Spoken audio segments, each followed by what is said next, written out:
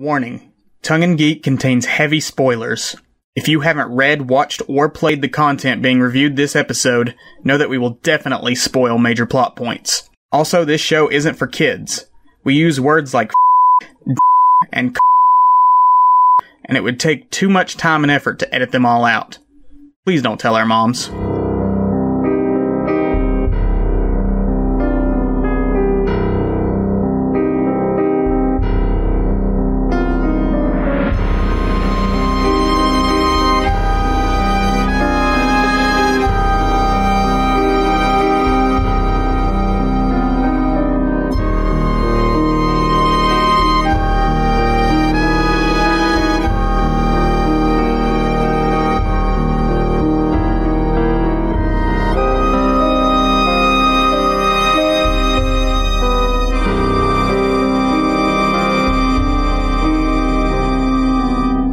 Hello, freaks and geeks. It's that time of year again where I, Tyler, torture my innocent, virgin-eyed co-host Isaac with all manner of film that is terrifying and profane. Get gross.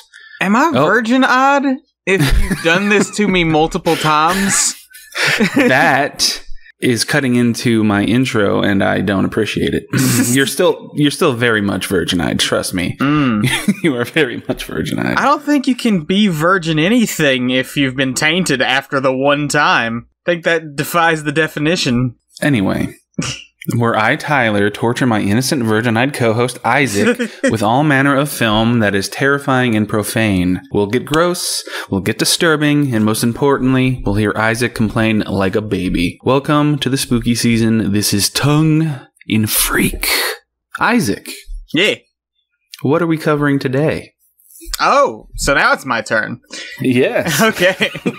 I'm sorry, I'm not used to you doing the intro. Today, I believe we're reviewing Killer Klowns from Outer Space, the 1988 horror comedy directed and produced by the Chiodo Brothers. That is correct. That was probably scarier than anything that we're ever going to cover on Tongue and Freak. Second annual Tongue and Freak. Yay! We've been doing this long enough where we're repeating ourselves. Mm-hmm.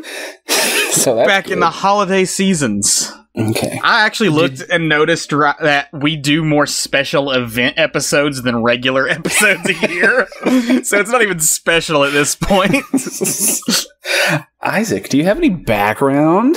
Sure. I've got some background because I did it, even though this is a holiday. I guess I'm in charge of the background for some reason. We're flipping the script. Okay. That's the scary thing here. The scary thing is that I have taken the reins and I'm holding you more accountable than you ever hold me. You've taken the reins in giving me the job you're supposed to do. So, in other words, you're just a bad boss. That is the scariest thing. Okay, like I said, it was written, directed, and produced by the Chiodo Brothers, who were also responsible for the practical effects and makeup. The movie's $2 million budget mostly went to production costs, so most of the practical effects were actually produced relatively cheaply. Mm-hmm. Few bits of trivia about this film. I guess spoiler for towards the end of it, but there's a gigantic clown called, colloquially, Clownzilla. Clownzilla was originally supposed to be stop motion, but time and cost constraints resulted in a suit instead. And the Dickies, which is the band that wrote the song's theme, they wrote this and performed the song before ever seeing the movie or even reading the script. The theme song for this movie was based entirely on the title alone. And you wouldn't be able to tell because it fits like a glove. So.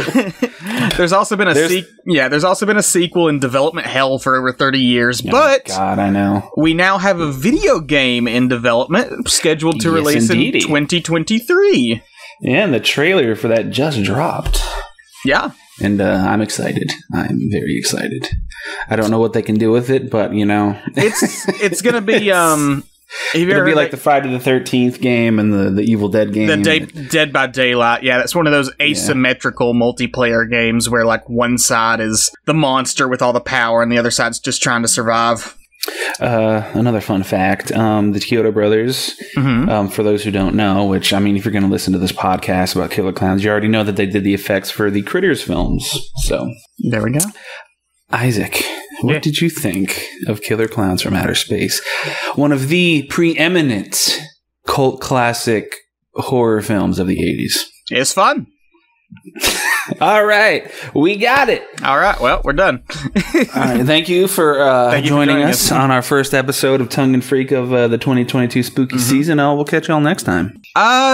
You make this difficult sometimes, you know that. I'm trying to think of specific things to talk about. Because a lot of the stuff I'm going to say kind of retreads a lot of the stuff we've said before about horror in particular, is that I like some of the practical effects. You know, I like the more presence that it has than newer CGI and whatnot, but I don't know if this movie in particular is a horror comedy sci-fi, and whenever you start mixing so many things together, you've got to accept that what you're doing is going to be very ridiculous, and it's not going to really hit it. When you become a jack of all trades, you kind of lose your specialization. So I don't know if it's not the funniest movie I've seen, it's not the scariest movie I've seen, and it's not like the most interesting sci-fi I've seen.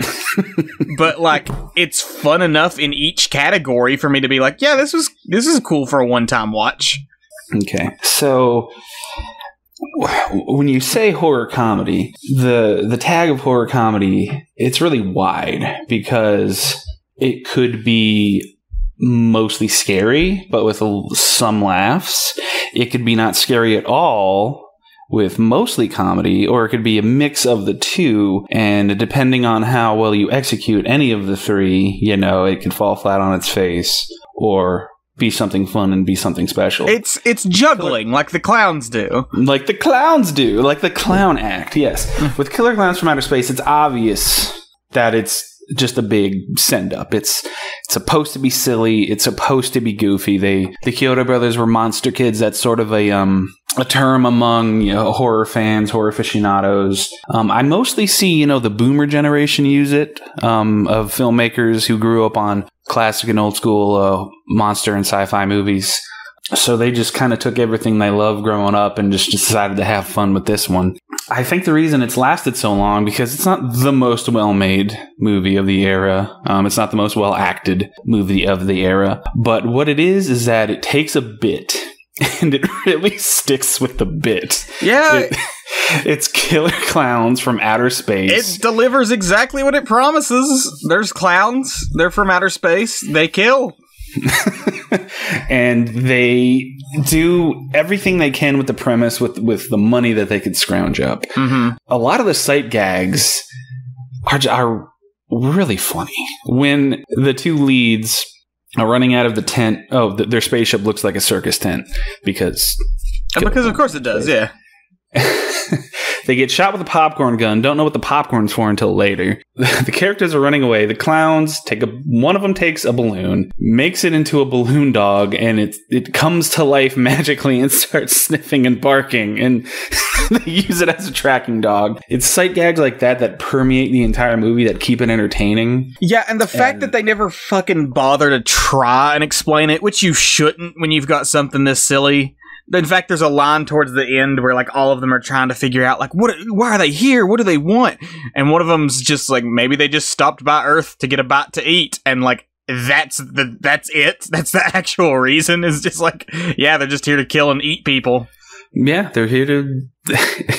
What's funny is that they look like clowns, monstrous clowns, but still clowns. They wear colorful get-ups with big clown shoes, and they have like the white faces and the multicolored makeup, but that's just what they look like as a species. But that's also how they act, though. They're always it's also how they act as a species. They just collectively decide, hey, we're going to do a bunch of weird clown shit, and we've got a bunch of weird clown powers, which we agreed clowns are basically just evil mimes, right? I think when we were watching this, like, I mean, I never said they were evil mimes. That's your kind of theory. I mean, like, nobody has ever liked a clown. And, like, I'm not sure that many people actually liked mimes, but at least, like, clowns seems to specifically be a parody of mimes. That's the thing, though. That's what I wanted to look up, but of course I forgot because I'm shitty at this. I wanted to look up the height of popularity of clowns. And like to see like when they were most like agreed upon to be a great source of entertainment for children and families. Because as long as I've been alive, clowns have been the joke of like, oh, clowns are creepy. Mm-hmm. That's just like the agreed upon cultural zeitgeist of clowns. And clowns themselves, they take it seriously. That's their that's their profession. Mm-hmm. And every time there's like a movie or something that comes out with like a killer clown and it's like successful and there's this like wave of like clown shit, and they're like, oh, clowns are creepy, they get all pissed off. Like this cutting into our business. It's an insult to our profession. We're not evil. We're not murderers. We're entertainers. It's an art form, which I mean, it's true. Clown college is a real thing. Yeah. You have to graduate and pass tests to become a clown because it's a physical thing. It's a performance thing. Yeah, I remember there was a hullabaloo in the clown community when the first It came out in 2017. They like trying to boycott it and stuff. Like, it gives clowns a bad name. Yeah. I guess jesters have been around for a long time. Yeah. But like the idea of like specifically the painted face circus sort of honk nose, big creepy hair. Like, I don't know. Yeah, I don't have any personal freakiness when it comes to clown. I don't particularly like them, but they're not one of those things where I'm like, oh, clowns, keep them away from me. But there is just kind of a weird creepy factor to them. And I can't remember who said it. I think it was a filmmaker or a writer who was just talking about the intrinsic creepiness of clowns. Mm-hmm. And it's just like, it's a strange guy, usually a strange guy, and like, you get up close and like they're always just in like cheap grease paint. You can see the stubble under it, and like it's like, who is this guy? What's he doing? Why does he want to do this? Yeah, it might have been R.L. Stine. I'm sorry if I'm miscrediting that to Mr. R.L. Stine because he wrote a story about a killer clown. One of his books that I read. Why is he selling so many burgers to children? Get away from that. Those kids don't need to eat that many burgers. They're going to get sick. Oh, Big Top Burger. Big Top Burger, which is the fast food franchise in Killer Klowns from Outer Space, which that's where I want to go, because you obviously don't really have much to say substance-wise about Killer Klowns from Outer Space. Were we just skipping over to the fact that there is a YouTube series called Big Top Burger? We're not skipping over. We can just go to that and circle back around. I don't know the view count, but I know they're rather popular. The Big Top Burger skits by Worthy Kids. Channel name again? Worthy Kids. Mm-hmm. Very cute, very charming. Very funny. The boss of Big Top Burgers is a clown named Steve, and he's not evil, he's not mean, he's very benevolent, but he's just weird and a bit of a prankster and a goofball. And I never connected the two. Yeah, the Big Top Burger Season 1 compilation has 3.1 million views, so they're pretty popular. Pretty popular. Yeah. And when the fast food joint in the movie popped up, you're like, Big Top Burger, and I'm like, reference. Like, this all makes so much sense. Like, because not only is it probably a reference to the movie, but like, you can connect the two universes. Yeah, you were immediately like, oh my god, the clown in that show, in that like, little YouTube series is definitely a killer clown, except he turns good, and now I need to write a whole fanfic about how he's come to Earth and become a good hero version of the other one. It's true. Like that's not even like some bullshit either. Like, dude, do it. I want you to write what happens in Killer Klowns from Outer Space can link up to Big Top Burger. They've got the same general powers, reality warping powers that are all clown themed. Like, most people consider Steve like a good Pennywise analog, which he's that too, but he's also a good Killer Clown from Outer Space analog, because the Big Top Burger in the movie, you see one of the killer clowns put popcorn in one of the dumpsters behind the restaurant, and the popcorn, as we learned, are babies. They turn into killer clown babies. They're weird snake-headed babies, or snake-bodied, clown-headed, weird, gross babies. So it stands to reason that, some of those killer clowns as popcorn, didn't all die.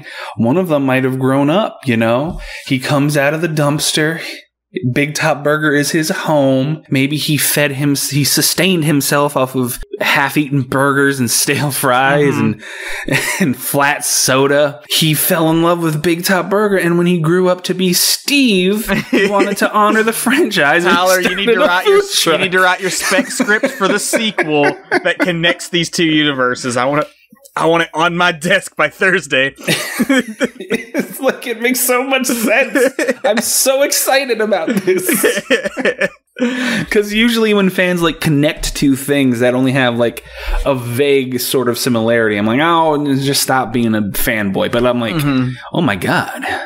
Like, there's just enough there where that makes all the sense in the world. It all and ties together. Their powers make sense together too, because the powers of the Killer Klowns, like, it's all just nonsense powers. Like, there's this scene where one of them is making shadow puppets on a wall, and he makes a shadow of a T-Rex and he eats an entire crowd of people. The shadow eats an entire crowd of people. What the fuck? How? Yeah, there's another part where one of them is driving a fake car, like an invisible car, next to a real car, and just like chasing it down on the road.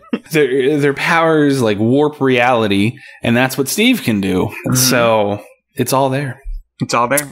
It's all there. It's canon. Do you have a favorite gag of Killer Klowns from Outer Space? Let's see.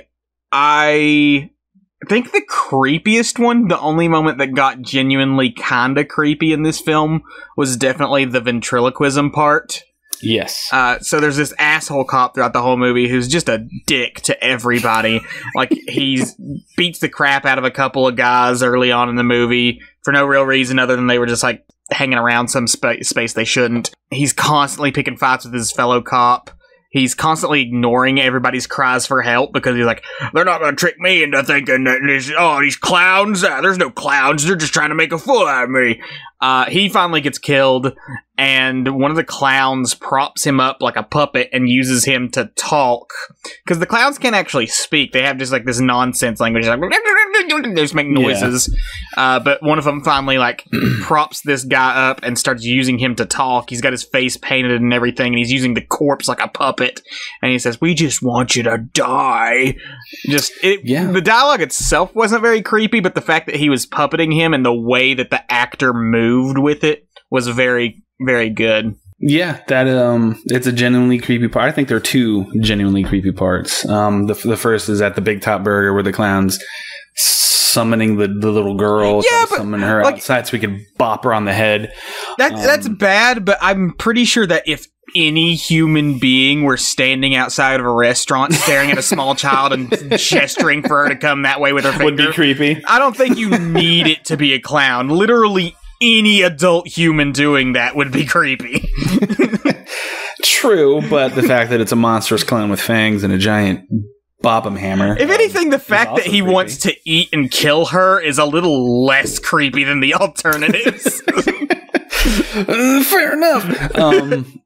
I do really love the ventriloquist bit because it's a callback. He says toward the beginning, you might be able to make a dummy out of everybody else, but you're not going to make a dummy out of me. But cut to half an hour later, he's literally being made a dummy out of. So that's what you call cinema, my friends. That's what cinema. You call cinema. That's cinema. Yeah, it's creepy because the fact that he's using the dead body of the asshole cop to talk to the good guy cop, that's the clown talking. That's what makes it even creepier, is because aside from that, you don't hear him talking like any kind of English. Yeah. Like you said, it's just clown gibberish. And he's like, "Don't worry, Dave. All we want to do is kill you." And it's like, ooh, that's pretty sinister. Shit's getting real. I mean, it's what they were doing the whole time anyway. It's not like a surprise that they were out there to kill them. Yeah, but it's one of the more mean-spirited kills because it's not a gory movie. It's rather bloodless. There's a part where Shorty, the small clown, punches a guy's head clean off of his shoulders. But it's a bloodless moment. You see the head hit the trash. A very clearly fake head. Yeah. This one's safe for the kiddies. If parents. Is it? It starts with a bunch of people at a makeout point, and I think they say they're going to boink and fuck. It's PG-13, you know? So, say for 5 years old and up.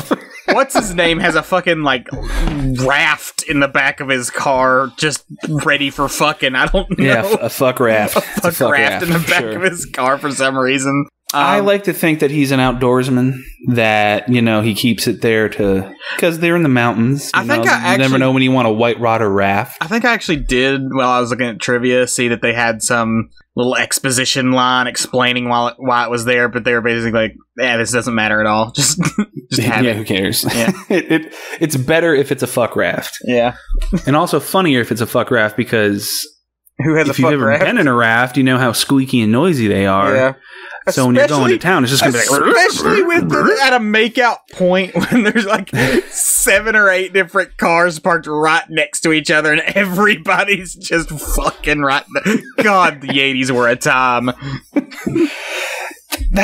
It's funny, though, because makeout points are more from like 50s culture. Because the movie is a big homage to a lot of 50s horror movies. Mm-hmm. They quoted...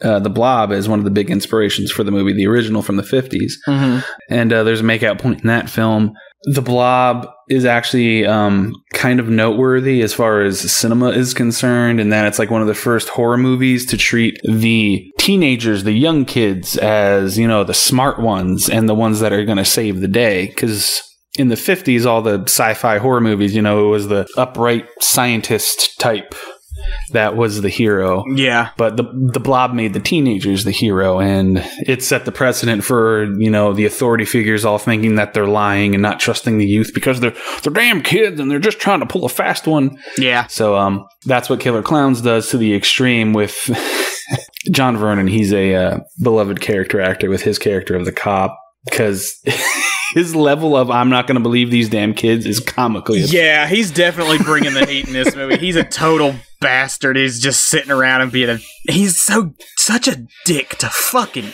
everybody. Like his fellow police. Yeah, his fellow police officers, every citizen. He don't give a shit. He wants to do a good old police brutality on the clown, because a clown comes in, of course, you know, and the clown's fucking with him the whole time. He's putting the clown in the cell, and then, like a dirty fucking cop, like he is, he hits the clown on the back of the head with his fucking policeman flashlight, and the clown's head does fucking 180 and turns around on its shoulders and looks at him. And even then, he's like, I'm still gonna keep you in the cell. Like, his level of I'm not gonna believe this shit is absolutely absurd. But we know the clowns are eating people. We didn't say what and how. I told you this when we were watching it, and I mean it sincerely when I say that Debbie's line of "nobody stores cotton candy like this" is one of my favorite lines in movie history. Because it's so funny, and the way she delivers it with such conviction.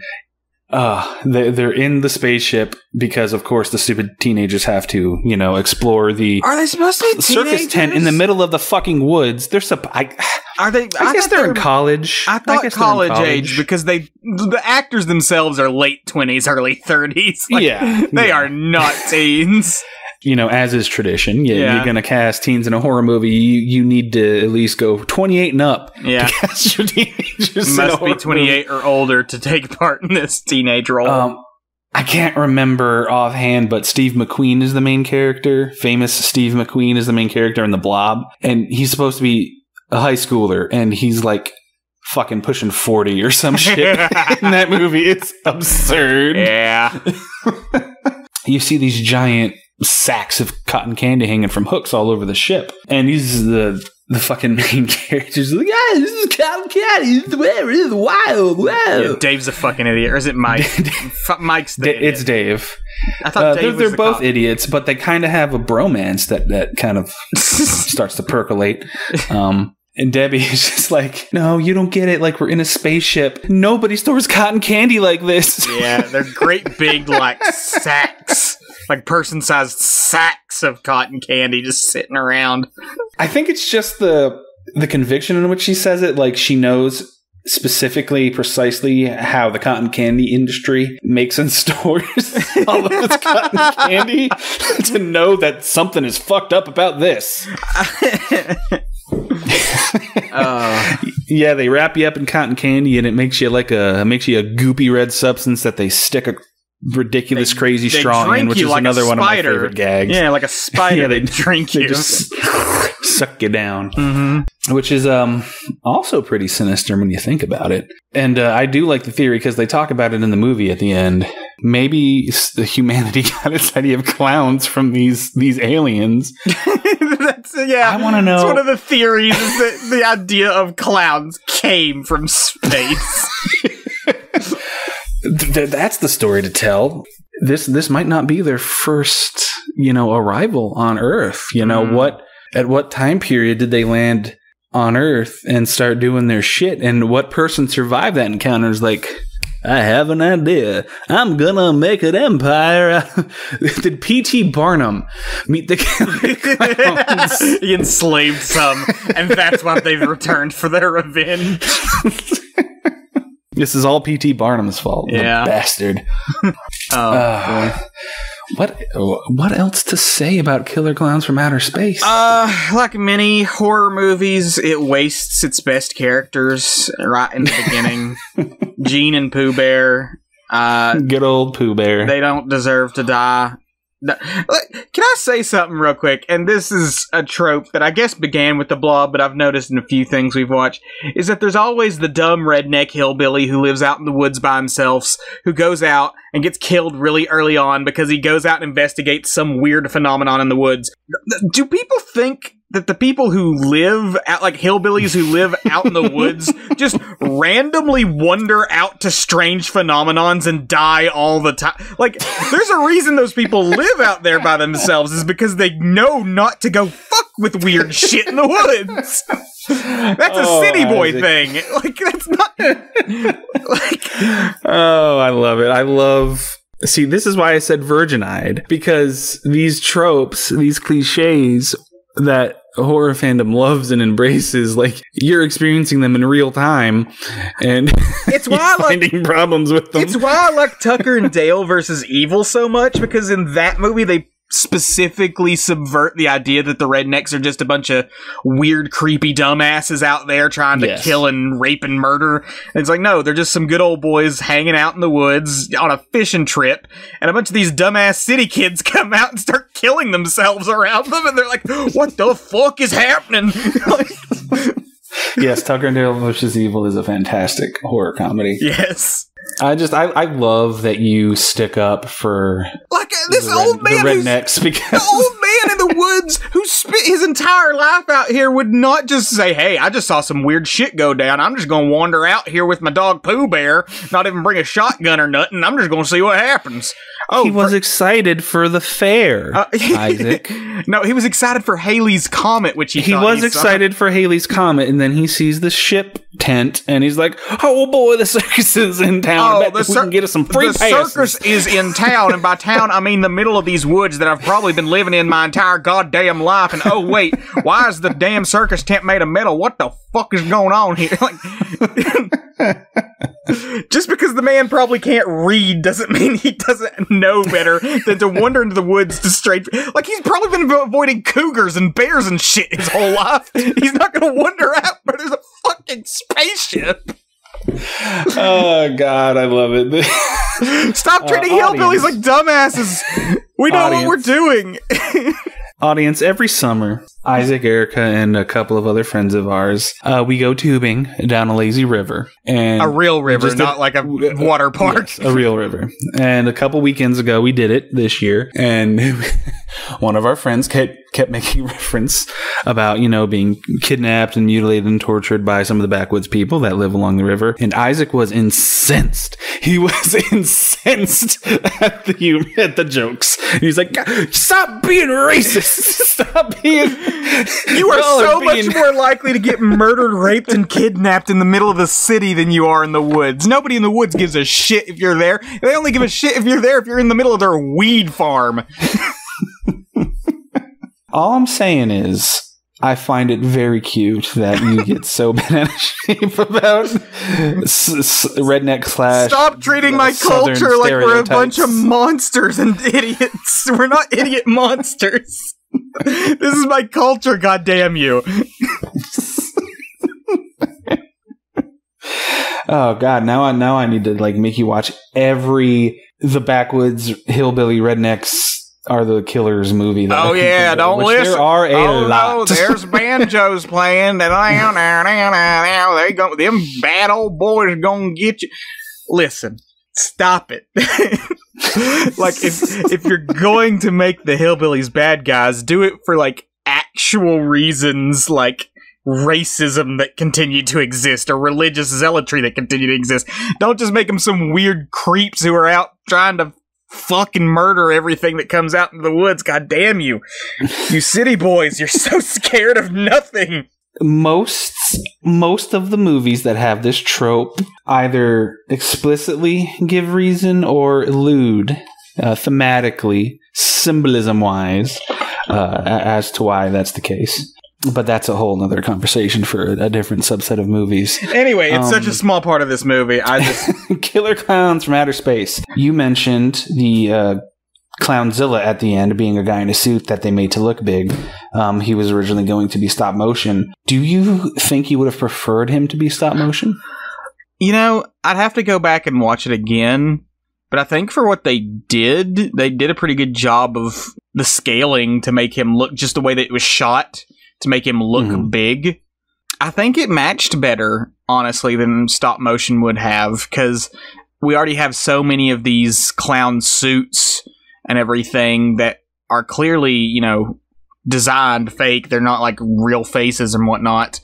But if you had thrown in something that was like a stop motion animation like that, I think it would have just been a little bit too much. Like, we've already got one kind of practical effect. Throwing another one with it that's clearly a different thing would have been... It's obviously not there. So I think the fact that it's a suit, I think it works. I like it a lot too, and I love stop motion. I love stop motion. Absolutely. No shit on stop motion. High level. I want to see the alternate universe version where they do manage to make Clownzilla stop motion just to see what that would have looked like, because I'm sure it would have looked charming as hell. But I kind of like that they name him Clownzilla and that it's a guy in a suit. Yeah. You know? Just like old classic Godzilla. Just a real big clown with a weird beak face. Oh, that's what I wanted to talk about. I don't know where this can go. I just want to share it. I mentioned when we were watching it, when they're in the ship at the end, that for some reason, and I don't know how to articulate this in a way that might make sense to anybody listening, the interior of the clown ship is mostly just props that are like in the foreground or the background, surrounded just by blackness. Obviously, probably mostly just because of budgetary reasons. Yeah. But it's all, you know, decorated and designed clown themed. So it's got a lot of very bright, very clashing, garish, cheap looking colors. And for some reason, my entire life, that kind of aesthetic has always kind of made me feel uneasy. The bright colors in the dark. Not just that, but like just in and of themselves, that entire kind of circus, cheap, bright, garish colors in your face environment aesthetic has always kind of put me on edge, and I don't know why. But I'm always kind of low-key uncomfortable during the finale of this movie. As silly as that sounds, like I'm just like, oh god, it's so like I do not want to be in that ship. See, even if there are a duo of giant-tittied killer clown chicks. Yeah. Want to snoo me. What's the deal there? Every other killer clown is a killer clown out to murder and torture and, you know, just generally fuck around with humans. And then there's these two female clowns that are here to fuck around with humans. Like, these two characters, the Chiodo Brothers, who just run an ice cream truck, who are clearly just comic relief, they fall into a ball pit and they run into a pair of female clowns, and you're like, oh, they're gonna, you know, fake seduce them and then kill them, and that's the end of those two brothers. No, No, those two brothers just show up later with a bunch of big cartoonish lipstick stains all over their faces. Like, oh, no, they just straight up fucked those clowns. And their clothes are torn. And their clothes are torn. Like, so they had some wild killer clown sex. They did it and lived. Like, okay. The whole payoff is that, you know, they're horny. They're horny guys. That's the joke. And they got laid at the end of the movie. Yay. So they had their character arc. They had a goal. They achieved it. Back to your point about bright, garish colors. I'm the exact opposite. I think I've got moth brain, where it's like just want to flutter around. Yeah, bright, pretty colors. So like like if I were in that setting where it was like we were in the dark and then there was something bright and colorful, I would immediately be like drawn towards it. Just my moth brain. It's not even just it's bright and colorful, because I like plenty of bright and colorful things. It's just that particular look. There's an artificiality to it, like a cheapness to it. That just like, I guess it just kind of makes it feel seedy, you know, like, because it could just be circuses in general that you're kind of affiliating with that, because a lot of circuses are just seedy. Yeah, and fairs. My old school was a Catholic school, and it used to put on a carnival every year, and it was fucking awesome. One of my least favorite things to do was go in like the House of Mirrors and stuff like that. I wasn't outright afraid of it. I just didn't prefer it, because I think there was some low-level anxiety of like maybe not being able to find my way out, or being in like an enclosed space for too long, or losing track of who I was with. So I wonder if it's like a weird childhood hang-up. I don't know. It's weird. It's like one of those weird sort of irrational things that I have. It's funny because a lot of the things, and especially a lot of the things that I've noticed that are affiliated with horror, indirectly or directly, tropes like circuses and whatnot, you tend to have the like, this is creepy and weird and it upsets me, and my brain is immediately like, why are they making this thing weird and creepy and upsetting? It's like, it's not usually that. I went to a lot of fairs as a kid. I loved going into like mirror mazes and weird things. I've even seen clowns and thought at some point when I was a kid that they were funny. I don't anymore, because like I'm a grown man, and now it's like, why is there a grown overweight man in makeup trying to yell at me? and you live that clown life on the daily, so I'm out trying to get that clussy, baby. Just like the Terenzi brothers. No, the Terenzi brothers got that clussy. They created clussy. Oh boy. God damn it. Oh, you were saying? I was just saying, it's funny how different our reactions to things are, because you tend to have, this thing is creepy, and my reaction to seeing things in horror tends to be, why are they making this thing creepy? That is very interesting, because horror in general, it's taking something taking something that could be mundane, usually is mundane in the real life, and making it terrifying. It's almost like you're so inundated with horror that you see that as the baseline for the thing, whereas I'm like, maybe I'm not inundated with horror, so mine is like, I don't see that as the baseline, and I get confused as to why we're making something that's not scary into something that is scary. Like, I understand logically why, but like my gut reaction is like, okay. Well, it's like in a horror movie or a thriller, an empty parking lot at night is a very scary place. Well, that's scary in real life too. Because but that's still just like a mundane setting, you know? Yeah. So that's what horror preys upon. So at some point in history, like, some people, I guess, agreed that a fairway at a carnival, or the carnival in general, kind of sus. So that's why you have a lot of horror that is themed around carnivals and midways and fairs and stuff like that. I can't do carnivals anymore. I can't handle the rides. It's like as soon as I hit the age of 18, like something biologically switched in my body where like they just can't handle the repetitive motion. And I used to love carnival rides. Rides hurt my head. Food hurts my belly. They hurt my tum-tum. And just the petting zoo smells like shit. Yeah.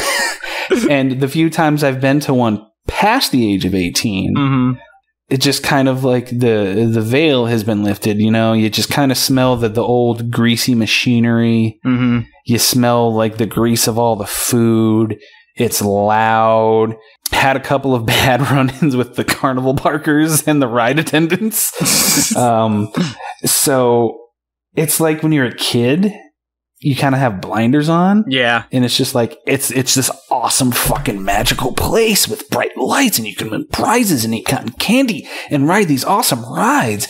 But then, like, because adulthood happens and you get so jaded and cynical, that sheen is just completely wiped away, and you just see like, oh, it's just a bunch of dirty old machines that just click and clank and that travel the country. Yeah, that they put up in like a couple days. Yeah, and like, how do we know that like one of them didn't forget a rivet somewhere and I'm not going to fly off and like crash to my fiery death? Yeah, oh, that pirate ship's going real far up and back. That used to be my favorite one too. Yeah. And now, like, if I got on that, I probably would throw up. I just can't handle it anymore. Oh my God, I swear. One time, this one ride attendant was fucking with everybody on the ride. You might have known it as a different name, but back down in Florida, it was the zipper. It's that big tall thing that's kind of just like on a big belt chain, and it just like the chain moves and you're in a cage, and as the chain's moving, the cage is spinning in 360, and so like you're like 80 feet up in the air and the whole thing is spinning, and then the cage is also spinning. Yeah. Went in that with Erica one time, and this is the day that I found out that I couldn't tolerate carnivals anymore. We were excited because that was one of our favorites, the zipper. We get in, and all of a sudden the cage just feels a little bit too cramped than it used to, and it's going. And then about after like 2 minutes, we're like, okay, this isn't fun anymore. But usually carnival rides, you know, they're not very long. They stop pretty soon. So like, oh, we're not feeling too great, but it'll stop. But it just kept going. And it just kept going. And it just kept going to the point where I didn't feel embarrassed to every time we passed the guy to be like, hey, can you stop it soon? I was yelling for him to stop it. Other people were also yelling for him to stop it. He just kept going. He just kept letting the ride run. I don't know for how long, but it was bad. So everybody I'm honestly surprised like he wasn't confronted by anybody. But yeah, that was a very You know, you're probably thinking like he was being a dick about it, but he probably was just some 16-year-old who had no idea how to operate this machine. It was he was older. He was older. There was also this happened earlier. I went with my brother and my sister and my sister's boyfriend to one.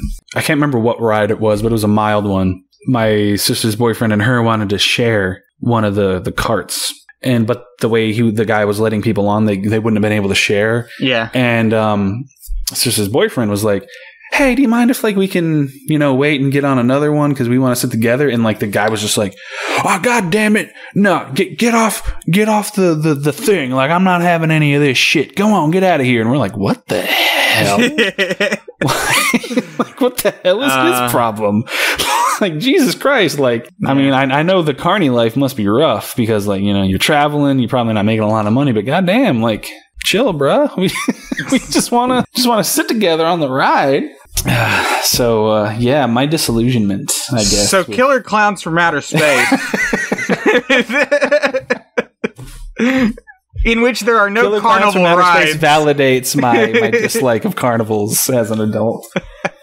I also like the pizza scene. Everybody loves the pizza scene. Oh, where they bring in, this is just a whole clown sitting in a box of pizza.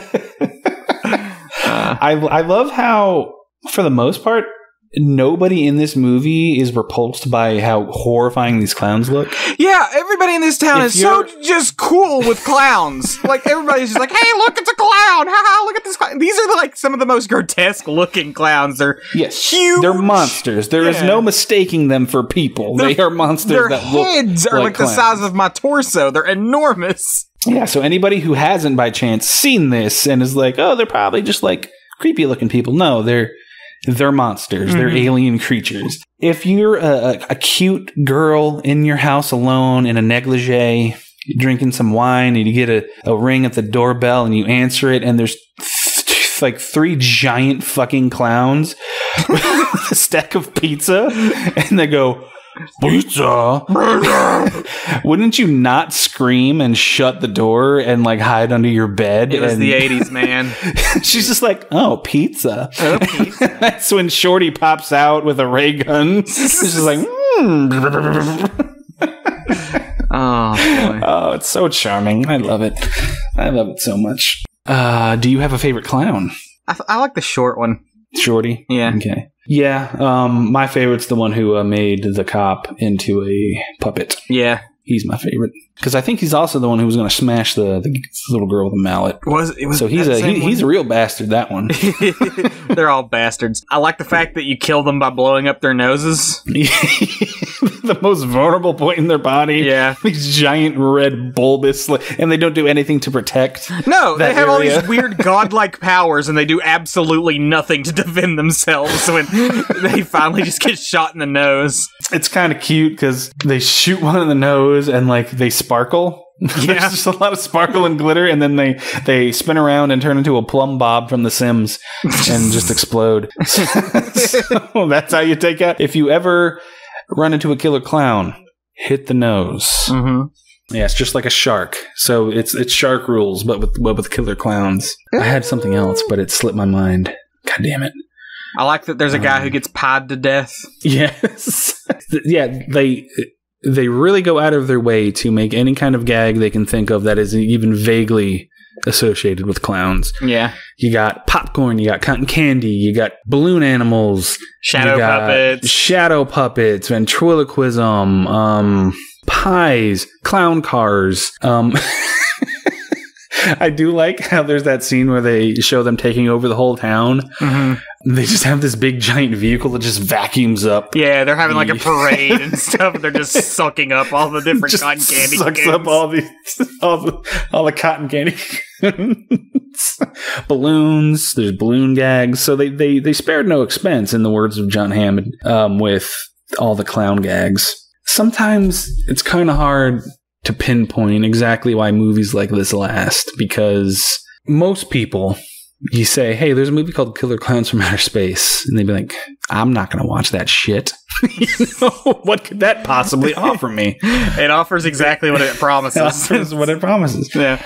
And when there's a movie like this and you can tell that the people who made it had real affection for it and it's not just a paycheck, you know, like, they really wanted to make a movie called Killer Klowns from Outer Space, and they did. That is the secret ingredient. Love. Yeah, like as cheesy as it sounds, like above cool special effects or violence or any TNA. There's no TNA in this. Damn it. There's close. The love in that's behind the concept is a lot of what carries some of these movies and why they have such a fan following, because I don't even think you can call this a cult classic anymore. It's just kind of a beloved movie now. It had a house at Halloween Horror Nights in 2019. It's back again in a scare zone this year at Halloween Horror Nights. Getting a video game. It's got a video game coming out soon. It's had a bunch of merchandise throughout the years. It's kind of just a mainstream popular horror movie now. And I'm glad I got to share it with you, even if your only reaction was, I liked it. It was fun. That is what it is. Really, that's the only thing I can hope for. A lot of what you show me in horror are films of moments, and there are moments that stick out to me, whereas the entire story is just kind of like, okay. It's exactly what the concept delivers. It's Killer Klowns from Outer Space. They do a bunch of funny, sort of creepy clown stuff that kills people. The overall plot and the overall character arcs are serviceable or not at times. And it's like, okay, I enjoyed the concepts that were presented. That's all I really have to say. It's not going to move me in some deep emotional way. I'm not going to get moved or emotionally touched by Killer Klowns from Outer Space. I'm not going to have my mind blown by Killer Klowns from Outer Space. It was my friend, is where we differ. It's a fun jaunt that did exactly what it promised. And I'm like, okay, good. I saw this film. I enjoyed it. The end of our experience. That touches on another thing about how we both experience horror, and just the horror fandom in general. Horror fans, by and large, how do I say it? We kind of embrace massive imperfection. We see charm and ingenuity and, quality in something that a lot of other people might not. Before any horror fans bristle at what I'm saying, I'm not, horror has always been considered like the garbage genre, the gutter genre. That's not the case. There's been plenty of thoughtful, thematic, well-made, acclaimed horror movies throughout the years. Of course. But for the most part, it has been kind of that genre of, weird people. Why? It's all trash. It's all just boobs and blood and schlock and gore. And we've kind of internalized that sort of outsider, mentality in that, like, we kind of just embrace it all. Mm-hmm. Whereas the layman might see Killer Klowns from Outer Space and either dismiss it as complete shit or, best case scenario, you who appreciates it for what it is, but doesn't feel any sort of way toward it strongly. Horror fans, we see something like that, and we're like, oh my god, like, what a cool concept. That's so awesome. That's so fun. And, like, it delivers on that concept, and it's so charming, and look at those effects. And I like how this set piece was designed, and, like, we internalize things like line delivery and sight gags and the music and things like that, whereas other people mostly just see, like, okay, that's just a weird, shitty movie. I don't think it's a shitty movie. I think it's not trying to be something that's going to leave a lasting emotional impact. At least not the kind that I'm going to get invested in. It's going to definitely be I'm going to remember this because it's a unique concept that was executed in a unique way. I'm probably going to reference it from now on, but like, there you go. That's how it starts. But it's my friend. Fire. But it's not like I saw Dave and Debbie's and Mike's journey here in this film, and I was touched. Well, yeah, I mean, it's not that kind of, or that there was like an underlying thematic element that really made me reconsider my worldview. It's none of that. It's not supposed to be. Right, and that's fine. It's fun. Sometimes that's all a movie needs to be. There's plenty to say for just fun spectacle, and that's what this is. Hell, our first movie that we reviewed, Godzilla vs. Kong, was just fun spectacle. That's all we had to say really about it. It was just gushing over how fun it was. There's nothing wrong with a film like that. Yeah, you're absolutely right. There's nothing wrong with a film like that. Now I have to try to find, like, the most erudite essay on the subtext of Killer Klowns from Outer Space that I can you can put meaning in anything. You could put meaning in, like, a 30-minute film of somebody taking a shit. Like, there's yeah, but isn't that, like, you scoff, but isn't that, like, kind of like what makes, if you're not a dick about it, isn't that kind of what makes it all, like, that's the point, Like, okay, but, like, there's a certain point where we have to acknowledge that some art is not objectively, but, like, considerably more profound than others. Like, if I tape a banana to a canvas and throw it up somewhere and say, this is art, like, that, first off, that's a real thing. Somebody fucking did that and sold it for thousands of dollars. But second, it's like, no, that's not profound. No, I get what you're saying, and I'm not saying Killer Klowns from Outer Space is profound. It's one of my favorite movies, but I'm not going to say it's profound. But I'm not going to scoff at the fan out there who does see something profound in it and sincerely puts that analysis out there. I'd be fucking curious as hell to see what kind of subtext they think the movie accidentally or... That's fine. I just don't want people trying to convince me into thinking this film has that depth. Like, if you get that level of depth and analysis out of this film, great, wonderful, all for it, love it for you. Don't try and convince me that it's there, because I watched the damn thing and I didn't get shit other than the fact that hillbilly dumb, clowns evil. I still think you're harping on the hillbilly thing a little bit too hard because I'm just so sick of it. To be fair, everybody was fucking dumb in this movie. Every single character was dumb. Everyone was. It wasn't just the hillbilly that wandered toward the creepy fucking clown tent in the middle of the fucking woods at midnight. Yeah. So if it weren't for plot armor, Mike and Debbie would have been dead early on. Yeah, it just so happens that the first human victim was the backwoods hillbilly. And it just so happened to be the backwoods hillbilly in every film from then on. It just keeps happening to so happen be that. I'm trying to... And there's also the hillbilly as the harbinger. The trope of the young nubiles going headlong into danger that they're not aware of yet, and the old... redneck at the gas station or whatever is like, can't go up there. Shouldn't go up that way. There's death awaiting up there. Yep, only you're gonna find death that way. And then, you fucking old stupid piece of shit now. And then they all die. And then there's vampires in them there hills. He's got a genre term. He's the harbinger. He's the one who knows of the danger and tries to warn the naive, but they don't heed his warning. What else to say about Killer Klowns from Outer Space? I wanted to pick something silly, something light, something breezy to kick off Tongue and Freak. Yeah, so that I can get fucked up with whatever our next one is.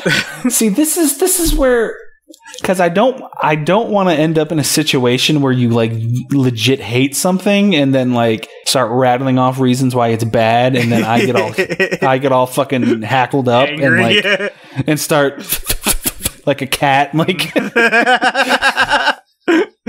just having to defend it against your critical eye.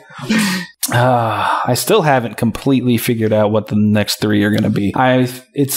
I'm still keeping Dead Alive. Dead Alive is definitely staying. Okay, so you're throwing out either Nightmare on Elm Street or Society. I guess spoilers. I'll throw out Society because I'm pretty sure you just will not like Society. I just don't like it in general. I put that on there in general just because the ending is completely insane and disturbing. But I just don't think you'll like it in any capacity, so we can kick that one out. It's really funny that we went to Halloween Horror Nights back in 2019, and 90% of the stuff that was themed based on movies I hadn't seen. I know. And you all were like freaking out, and I'm just wandering through these things being like, what the fuck is going on? Like, which one was it? Us? Was it the movie Us?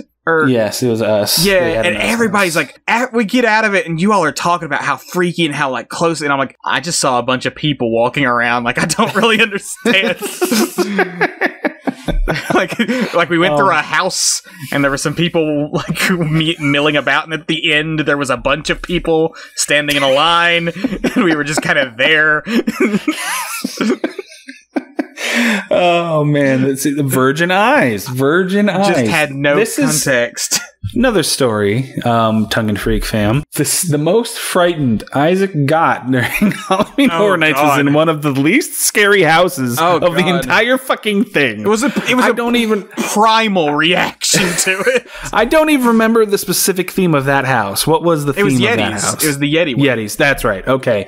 It was a Yeti-themed haunt. Decently well designed, from what I recall. They kept the temperature really cold in it for the atmosphere, which is fun. As far as memorability goes, it's on the lower tier for me. Fucking Isaac. Well, I don't remember anything after the first, 20 seconds. I'll tell you exactly what I remember. We get into this thing. I'm with Erica, who was a darling the entire trip, by the way. Erica was holding my hand through half of these haunted houses, just being total mother for me. Oh, yeah, because Isaac is a he's like He's like Baby Huey if Baby Huey was dangerous. He's easily frightened and he tends to lash out. I have very strong fight or flight reaction. But we're going through this one. This one's not very scary, like you said. Like the Yetis, you can hear them growling and whatnot. And we get to a point where we're in a cabin and a gunshot goes off, which wouldn't have been too scary in and of itself. But they had a puff of air that came out with it. And the air was just strong enough to like hit me in the chest and feel like a physical object had hit me. That paired with a gunshot gave me a fucking heart attack. Like, I wasn't even paying attention to the Yetis the rest of the way through. You all had to kind of push me through because I was like, I was shot. My back brain was like, oh God, you've been shot. Call the paramedics. You're in shock and you can't feel the pain yet, but you have been shot. And I kept looking down at my chest as we were walking through like, this is it. I'm dead. I died. Somebody murdered me in the middle of the Yeti ride. This is when I realized just how much of a chicken shit Isaac is. It's not chicken, it was monkey brain. Like, I thought I had gotten shot with a gun. I know, but the entire lead up to the trip, you were like, oh man, oh great, haunted houses, yay, can't wait, because you definitely weren't excited to be in a bunch of haunted houses because you didn't want to be freaked out. It was your birthday weekend for the big 3-0. It was definitely yours for you. And we were giving you shit the whole time. And then we leave this freaking Yeti house, and you just have a look of abject, like, shock on your face. You look shell shocked. I thought I died. I thought I was You were just dead. you're just like, it's quiet, just gonna be like, God, I think it felt like I was shot. I saw God is what happened. And the funniest part is I got shot too, and like it didn't even register. I heard the gunshot, felt the puff of air, and was like, oh, that's a cool effect. And here, unbeknownst to me, my friend is almost killing himself out of like shock that he actually took a bullet. I'm sorry that my instincts are so strong, Tyler. You sweet summer child. If society collapses, I will be the first of us to go feral. Like, you better watch out, because I'll probably eat one of you once I start getting hungry enough. You have to stay strong, because you're the one with the guns. We need you, Isaac. We need you. Oh, God. You've made good with the river spirits, okay? That's true. We need your expertise. I don't think I You know how to talk to the people in them thar hills. Fuck off. You're one of them thar hill people. You know how to talk to. You're a hill person. Speak the ancient witch language, druid. How y'all doing? Gotta get you some chew to put in the back of your cheek there, so it's extra authentic. Oh, shout out to Chiodo, who is a fan of this film. Hi, Chiodo. Hi, Chiodo. We're gonna be excited to have you on the Tongue and Freak. Yeah. Very shortly. Yeah. We'll put a pin in that one. Oh, that's a hint at what's to come. Segments? You want to do any segments? We can do some review. Okay, review. Yep. So this one's got 76% critics on Rotten Tomatoes and a 60% audience. Actually, a lower audience score than a critic score. First review is from Matt. We're both a little gassy right now. That's the real scary part of Tongue and Freak. First review comes from Matt G. Matt says the sexual chemistry between the cop and the boyfriend is so thick. See, that's what I was cut saying. It with a bedazzled knife. The fact that they never end up together is the only real negative here. 4 out of 5 stars. So you're not the only one who thought Matt and Dave That's what I'm fucking saying. There's a subplot between Mike, Debbie, and Dave, the 3 protagonists. Dave is the cop. He used to date Debbie, and now she's with Mike. And at first, it's kind of just like, oh, here we go with this. The cop's all jealous, a little bit too jealous. And you think you're going to have to deal with that nonsense the whole movie. But there comes a point where the 2 male leads are together, and he apologizes. He's like, I'm sorry about giving you a hard time about Debbie. You know, it's me. You know, it's not you. It's something I got to work on. And it's like, oh, that's surprisingly mature bit of writing for a kind of movie that this is. And from then on, they're just kind of like a team. And there's not really much to it, but They do have more chemistry than the romantic leads of the film do. Yeah, that's for damn sure. Which is that's more of a negative on Debbie than anything. No, leave Suzanne Snyder. I love her. She's so cute. She's in a bunch of great horror movies in the 80s. Again, she has the best line in the movie. I don't know. According to Skylar B, the lines here that are important, Skylar says, "Well, I'll be hornswoggled," and "Well, I'll be greasy fried" need to be entered into the annals of great film line history. 3.5 out of 5 stars. Yep, your favorite character said that. That's when true. He saw Haley's coming. Oh, Pooh Bear, we're gonna be rich. I'll be hornswoggled. I'll be greasy fried. Oh, when one of the clowns gets poor old Pooh Bear in a net, and the old farmer's just like, "Pooh Bear, what's going on here? Give me back my dog. Give me back my dog. I'll tear this place apart with my bare hands." Oh, that made me genuinely sad. Like, I knew the dog and the old man were going to die the second they were on screen, but, like, the fact that he was just so upset about Pooh Bear dying and getting eaten, I was like, well, I'm checked out. And I love that made you sad, because that part makes me laugh because of how over the top the Royal Dano is the actor's name. Yeah. He's been in a lot of shit. How over the top he is with the line delivery. "I'll tear this place apart with my bare hands." I laugh every time, and you got genuinely sad. There's something about just an old man who lives by himself with his dog, and then the dog gets killed, and he's just so upset about it. And genuinely, it's like, that's probably all he has left. His wife's probably dead. His grandkids probably never visit him. He's been out in these woods by himself for so long. It is sad. It is sad theoretically, conceptually, but the execution of it's hilarious. And it's funny you said that he's all alone, because it wasn't until this viewing, and I've seen this movie a fucking dozen times, that I don't even know if this was like a flub or not, but when he's coming out of the house with a jacket to leave. Oh, like, yeah, you can see. There's a lady in the cabin. Well, I saw this in the trivia. That was like an editing mistake where, like, one of the people who was like handing him the jacket was in the background. It wasn't like an actual actor. It was like one of the stage people. It was a production assistant. That's hilarious. I'm like, what the fuck is that? Like his wife? Because I was like, is that his wife? Does he have a wife? I've never noticed. No, he's got a production assistant putting his jacket on for him. That's amazing. I love that. Yeah, so much. Okay, well, canonically, it's sadder, because if that was his wife and she's widowed, without a dog. So, she's got no husband, no dog. She's alone out in the woods now. Okay, then we're not going to canonize the production assistant as his wife. Harsh C says, "Why would aliens look and act like clowns? Implausible." 1 out of 5 stars. God damn it. This is why we started moving away from review, because it's the same old shit.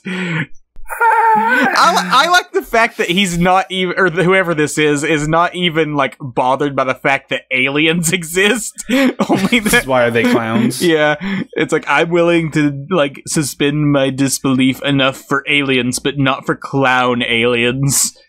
This is the kind of negativity that drives me up a wall. Mm-hmm. Like, believe me, I get it. If a movie like Killer Klowns from Outer Space doesn't float your boat, I understand. Believe me, it's not going to be for everybody. But it says it right there on the fucking cover.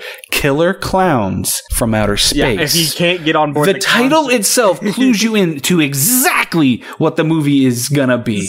Like, do you honestly expect anything else? An exposition dump of this is why they look like clowns. This is that's not. It's so annoying. Here's another tangent. I was recommended a big, huge, long analysis on how Hulk was ruined in Ragnarok, and I'm like, ooh, that's interesting. I wonder, like, what they're gonna say that maybe, like, we covered in our Ragnarok episode. Mm-hmm. And, like, I had to click off in, like, the first minute of the video, because, like, one of the first criticisms this person had was like, he got there in the Quinjet how? It's a jet. It's a Quinjet. It doesn't travel through space. And if he fell through a wormhole, that would have killed the Hulk. I'm like, Jesus Christ. Oh, God. First off, he falls through a wormhole in the comics. I know. God damn it, people. I'm like, of all the things to, like, everything that's wrong with that movie.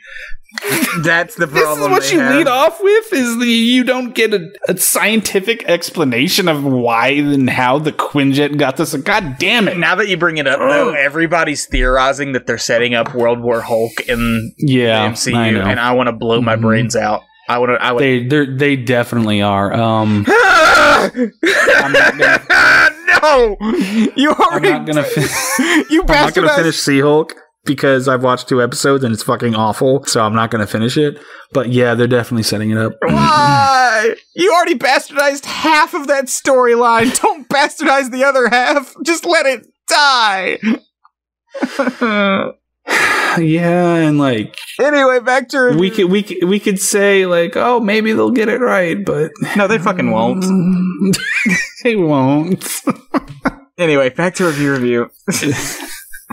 This one just confused me, I guess. OGND says allegory about the de-evolution of the Republican Party, 3 out of 5 stars. I guess they're calling here's what I'm talking clowns. about. I want to know why they think that. I guess there's my deep thematic analysis of Killer Klowns. I guess they're saying the Republican Party is a bunch of killer clowns. Like, silly yet dangerous. Maybe? Because this is at like the tail end of the Reagan era. So I don't know. I don't fucking know. Yeah, and it makes a mockery out of, institutional authority with the cop character. Maybe. Yeah, there's something there if you want to pick at that. Scab. Until you make a bloody gash. Yeah, sure.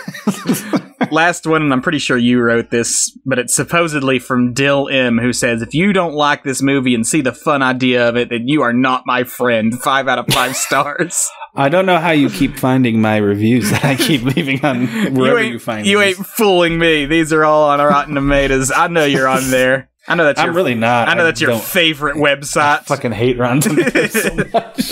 That's where you go to for all of your important reviews. Anything else? Because I like to see your reaction every time. God damn it! I know it's coming every time, and it cracks me up every time. It's Killer Klowns from Outer Space, horny. I mean, we have 2 characters literally fuck a pair of clown girls off screen. So I guess, like, there's multiple characters who are only, like, the Terenzi brothers in particular are all about we just want to bang. And then, like, Mike and Debbie start off at a makeout point. So yeah, I guess it's horny. Not much else to say. There's like a 20-minute shower scene. It's not a sexual shower scene though. It's gratuitous in its length, but you don't see anything. To be clear, other things are happening. It's not 20 continuous minutes. Continuous minutes of a shower. Yeah. So they just... It takes 20 minutes from the moment she steps in for her to step out. The moment she steps out, yeah. No, I'm talking about, like, do the clowns, like... Do they get you going in some way? Oh, God. Is there, Oh, God. Because we all know how the internet has embraced the new Pennywise. Clussy. Are you a Clussy fan, Isaac? Or if it's a male clown, would it be Pussy? Are you a Pussy? No, it's not. First off, or a pick? Pussy is just pussy. Oh, click. It's a click. Clown dick. It's a click. Okay. Yeah. Are you a Click or Clussy fan?